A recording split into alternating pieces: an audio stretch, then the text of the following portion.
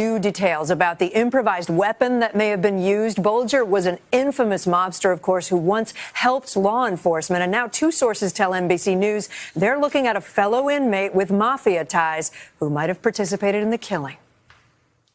The question this morning, who killed Whitey Bulger, the notorious mob boss turned FBI informant, then longtime fugitive, dying as violently as he lived? NBC News confirming with multiple law enforcement officials, authorities now believe Bulger was beaten repeatedly with a lock and a sock.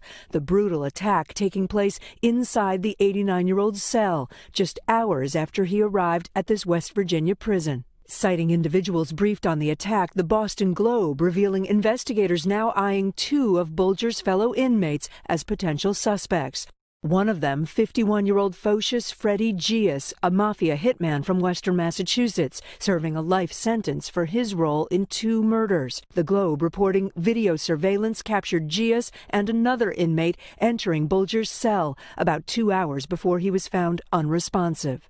He was just as much of a killer and a cold person as Whitey Bulger. Gius ended up behind bars only after his friends gave him up to the feds, perhaps a reason to rub out Bulger, who for years sent rival mafia members to prison as an FBI informant, all while his own criminal enterprise grew. He hates rats, and Whitey is the king of all rats, and that's why Freddie would want to kill him. Gius's attorney says he spoke to his client just days before Bulger's killing. He is in there for murder, so I wasn't completely surprised that he would be alleged to be involved in another murder, but I don't have any particular firsthand knowledge that he was involved. According to Kelly, Gius had talked to him about Bulger in the past. He certainly knew who Whitey Bulger was and, his reputation for being an informant. This morning, no charges have been announced in the case, and two sources tell NBC News Gius is just one of several potential actors in the killing, in the end, turning one of the country's most ruthless criminals